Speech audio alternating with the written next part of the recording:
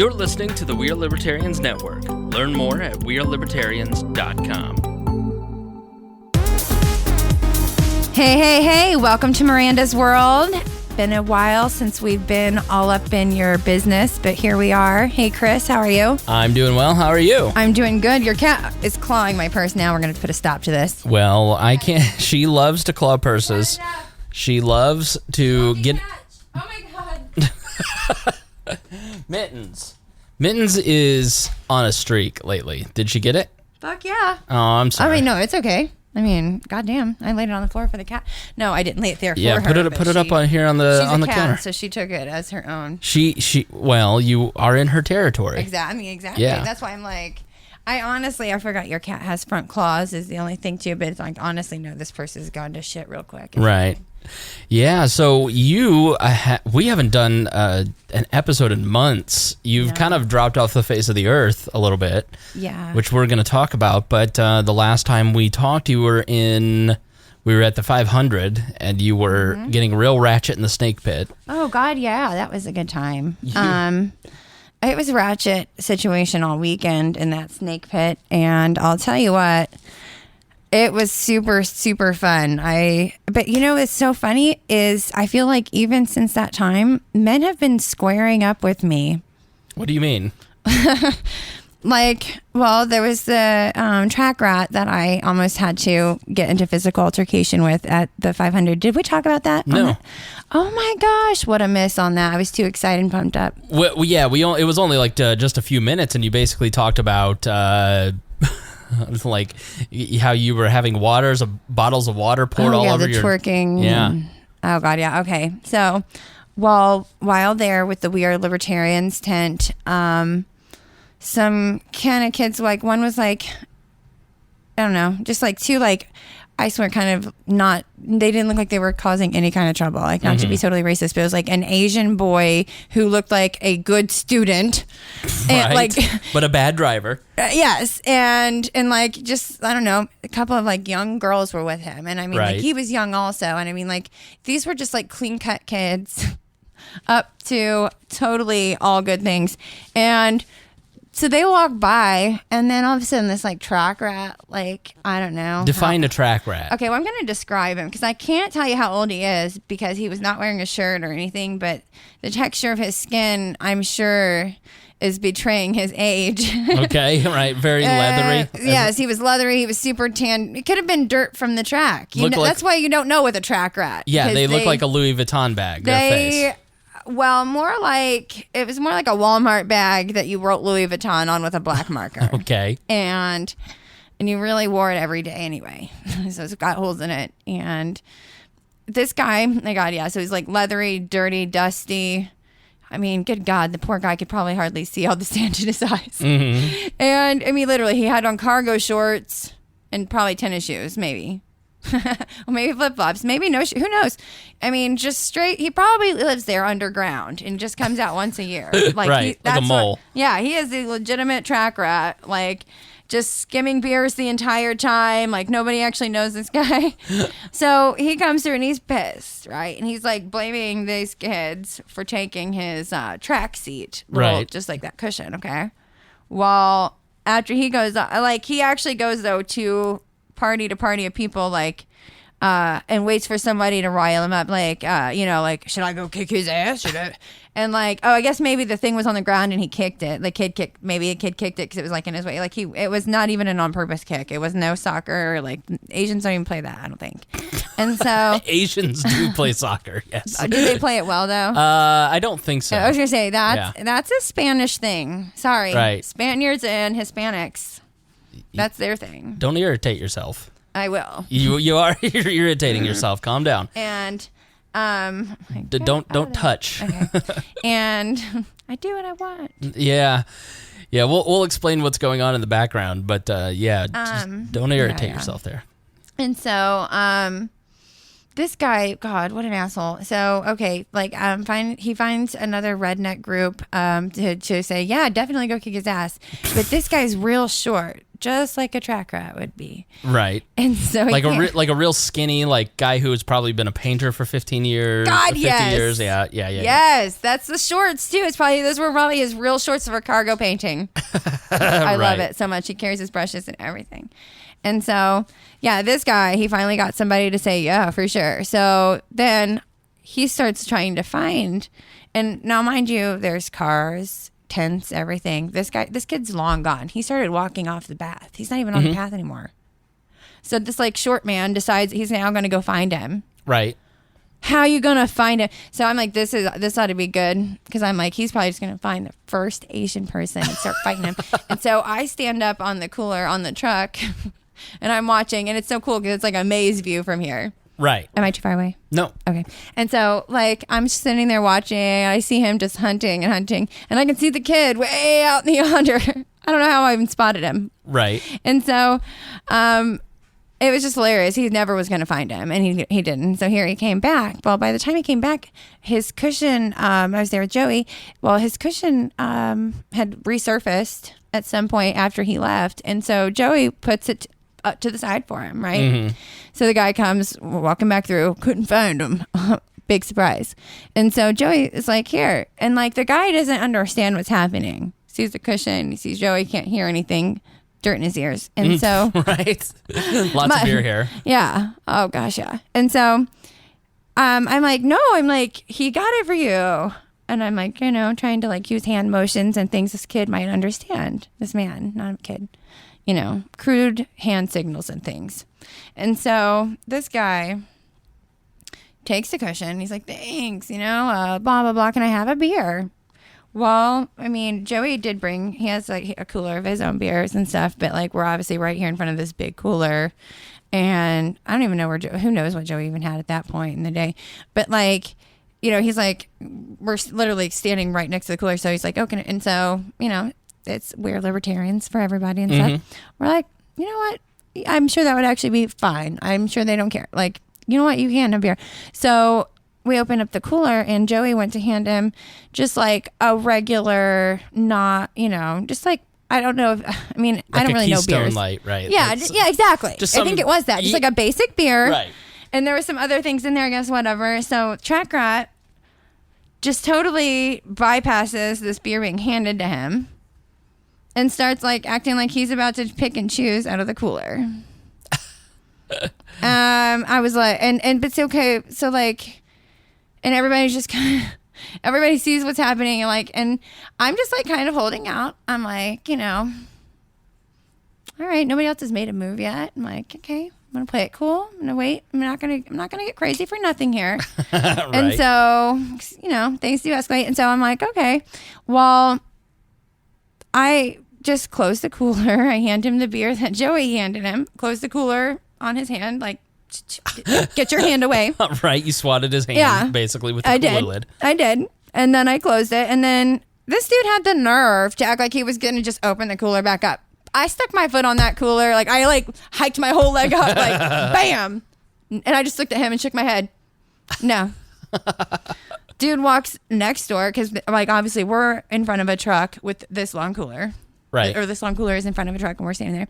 Well, right next to us is Jeremiah's tent. And dude, the big bald-headed dude, he's sitting in there, okay? And so you got all these guys all around, but it's like, again, nobody's going to say anything to this guy unless they have to because he's a pure tracker. Like, sure. There's no common sense with this guy. And the thing about the group that was there, they're all very nice, well, they're all very people. nice, but I mean, but no matter what, even at the same time, like, you know what I mean? Even at the same time, even when this guy started being overtly rude and crossing the line, everybody's like watching and make sure he's not hurting anybody. But it's like nobody's going to really step in. Right. Unless because it's like, but I mean, again, there is no stepping in for most people without it altercating fast. Like it's going to start getting crazy quick. No matter what you try to do. Mm-hmm. Anybody that, because that's just this guy, he's looking for a fight at that. You know what? He's going to look for a fight no matter what anyway. So he can tell his friends how he got a fight, probably. Seriously, if he has any friends. And so, so he goes next door and he just kind of, there's literally somebody else's cooler, like somebody that's obviously come and said hi to everybody and like left their stuff because it's not with the everybody things. Right. This cooler is underneath a table, hidden by a tablecloth and such. It's like he stands there, he kind of just stands in the middle of the tent, looks around for a minute, he sees it, he spots that. He just pulls it out. And again, he's acting super nonchalant, like no reason for anybody to, you know what I mean? Right. It's like, so he drags it out and he starts to open it. I walked right over there. I mean, I looked at dude first just to make sure like he wasn't getting involved because I wasn't trying to get in the middle of that either. But it's like, I also get that a guy can't say anything to this guy. Right. Because he'd have to fight him. He's just getting a beer. Right. I was just getting a beer, and then it's gonna be it. Yeah, exactly. Right. No matter what. And so I already know how this works. So, but I'm at the same time like, you're not like, we actually offered you a beer. You're not about to be rude to these people, and right. You're not about to take that person's stuff that you don't even know. I go right over there, fucking hike my fucking leg back on that cooler, and he just looked at me with this look on his face, and I looked directly at him at that point. And again, all I had done was close coolers at that point. Right. I looked at him and I said, you have been, we've offered you a beer. You have been very rude. And now I'm going to ask you to please leave this tent. Right. Of course, just like if anybody else had said it, he just, no. And then I start escalating real quick. I get all up in his shit. Real ratchet, Hands, real quick. Right. Just all of that. And I said, no. And I'm like, you were rude, because he kept trying to talk, and I just interrupted him. I'm like, no, you were fucking rude more than once. You're done. Right. And then he just continued to think he was going to. I started screaming, getting real ratchet at that point. I was like, you started screaming? Oh, yeah, I was screaming right in his face, because he's like, he's yelling in my face. I mean, at this point, we're fucking seriously yelling at, like, we're right here, like me and this microphone. Right. And I'm like, no, you get the fuck out of here. And I mean, like, I'm like screaming it in his face. I'm like, no, you're going to get the fuck out of here right now. Like, that's what that meant. And he was like, oh, you want to get one of your guys? I said, no, they're not getting involved. This is me and you right now. And I said, if you don't fucking get out of this tent right now, I'm going to beat the fuck out of you. Honestly, you're terrifying. So. Oh, dude, I was like straight ready. My legs were like planted. I was ready to kick him square in the fucking head like a Mortal Kombat. Finish him. Like, I saw the whole thing going down in my mind. Like, I'm like, you better get the fuck out of here now. And like, he like gave one last little finger, and I grabbed his hand and get the finger out of my face. And like, and he just walked away in defeat, and he kept stopping and turning back. Like, oh, and I was like, just looking him square in the eye. Yeah, because no matter what, I wasn't going to show any type of intimidation. But first of all, I would have fucking killed him if it had come to it. But also, good luck getting out of this fucking track after you fucking just got in a fight with a woman. Right.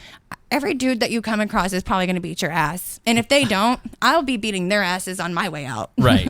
Like, you just got in a fight with a woman in the snake pit? Like, yeah, I don't think so. That takes a special kind of dude. Now, he really almost had it. He almost was there. But it was just like, but that was just it. In that case, like, who can tell this dude to quit being rude? Right. It's a matter of rudeness at the track. There is, The track is just a place for rudeness. Exactly. And it's like, and that's cool, but it's like, boy, when I say it's time to go. Yeah. It's time to go. I would listen to you.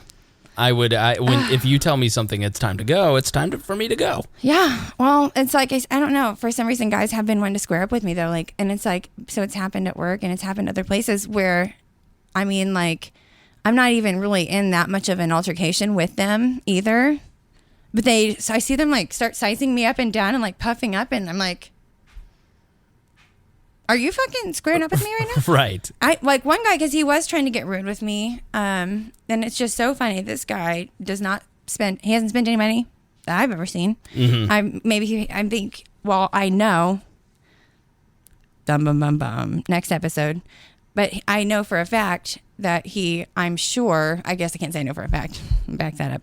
I'm pretty sure that he is involved with a big prostitution ring that has been, like different people from that ring that don't know that, I guess, probably that I know that they're a prostitution ring for one. But for two. Other girls you work with? Well, some of them are, but the guys that are running it are not. There are guys that are running it, okay? And see, this is it. They came fucking with me I didn't know. I mean, I'm sure I knew whatever bits and pieces of things. I never cared. I did my own thing. But like people, again, individuals that I wouldn't necessarily know are associated, but definitely I'm sure somewhere down the line are, have tried to prostitute me independently in their own way, DMing me and whatever. Right. Have tried to get me to do porn or prostitution and stuff. And like, I'm just like, huh, like, I mean, I don't need you for that, first of all. Like, if I were going to human traffic, I would do it myself. I don't need a handler. You know what I mean? I am my own I was trafficker. just so confused for a hot minute. But then, I mean, people have been just straight coming at me reckless left and right in different areas and places in my life, but especially at work and people related to that whole situation.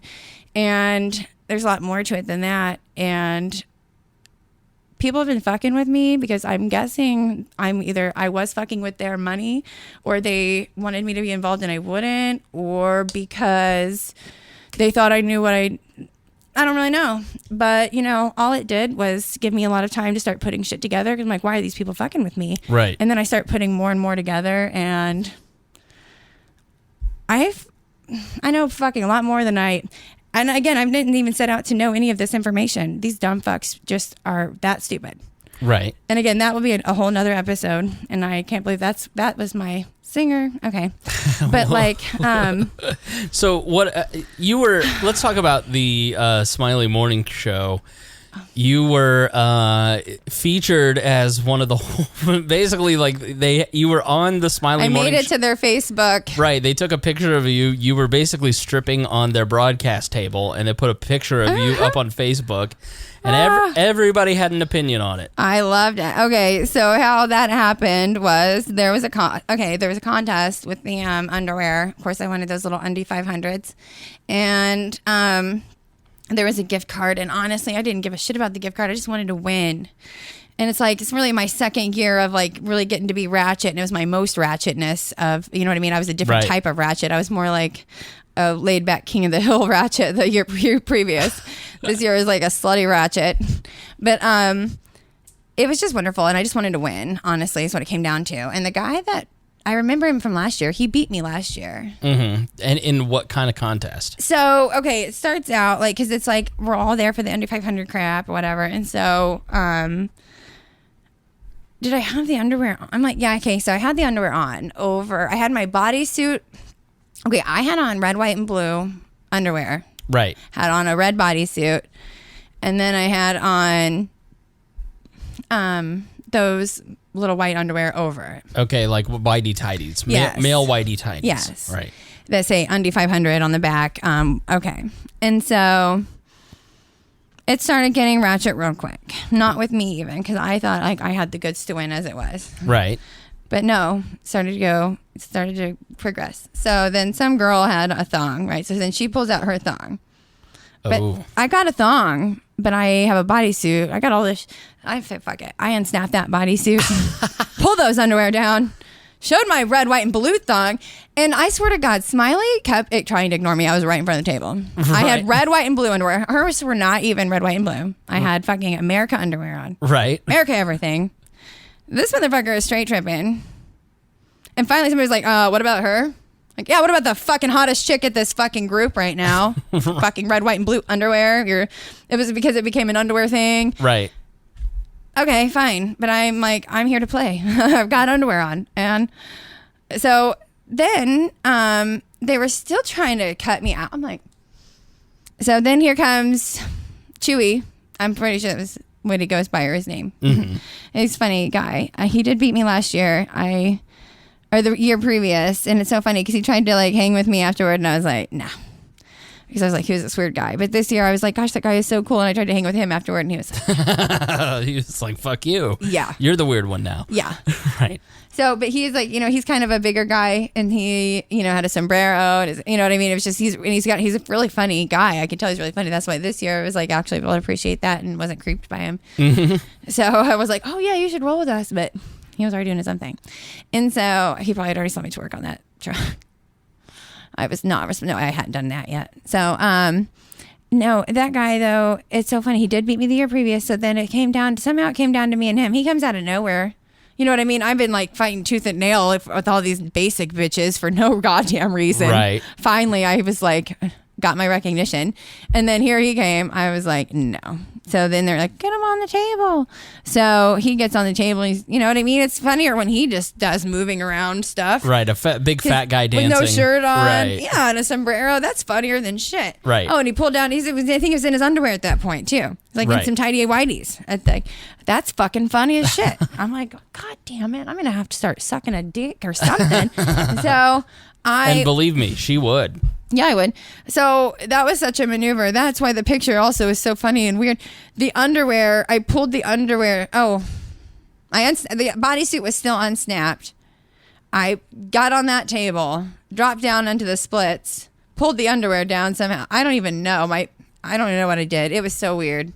But I did. I was just trying to expose any parts I could. I was like, and finally I won. It took a lot. Like I literally like had to probably pop my pussy on that table 5 times and like spit out a Skittle before. Oh, I'm like, God damn, how far do I have to take this, y'all? Right. Like you see, I'm pulling out all the stops here. Like, what do you want me to do next? But then, like, the photo on the smiley page, it was just every housewife, gross old housewife, just giving you a bunch of shit. Oh, God, yeah. But I swear to everybody in that tent, every gross old housewife and whatever else, you know what I mean? And that was there because I'm sure they're, you know what I mean? They can be just it's the same way as these nasty people writing the comments. Right. These people probably feel bad about themselves a lot, just like I do, just like these nasty people in the comments. Right. And it's like we all fucking feel the same way about ourselves, people. Get a new fucking line. Right. But those people were the ones cheering me on. Like, she should be winning. I don't know. It's Right. like, so it's like, you know, if everybody just lets loose and has fun and stop, you know what I mean? That's just it. Everybody isn't involved or they don't feel involved. I think that's really the people that do those types of things and just are negative in general. Mm-hmm. It's like they don't feel involved and they don't feel like that they're allowed to have that lifestyle or that kind of attention, and it makes them angry. And I don't blame them for feeling that way. Right. But it's like, that's where it's like, you know, I do try to counsel women all the time, honestly, on, you know what, you are a sexy hoe, whoever you are, it doesn't matter. And because we're at the end of the day, we are all the same. It's like you can't just say because nobody's treated you a certain way or a sexual way, it's like that you don't like sex and you're like, no, you do. You just you do like sex, but nobody's making you feel sexy, so you don't want to be embarrassed about it. Right. Or blah blah blah. And it's like, you know, start owning that and just know that you're sexy, and then it all kind of helps and, you know, brings itself around. Very good. Well, Confidence. let's wrap this one up. Yeah, well, that's it. You guys have heard it. That's been the long lost episode that barely never made it because I have been on just crippling depression. But she's back, bitches. We will talk about that in a future episode. So yeah, we will. Until then, say goodbye, Miranda. Bye, Miranda. Thank you for listening to the We're Libertarians Network. Get our other shows at we'relibertarians.com.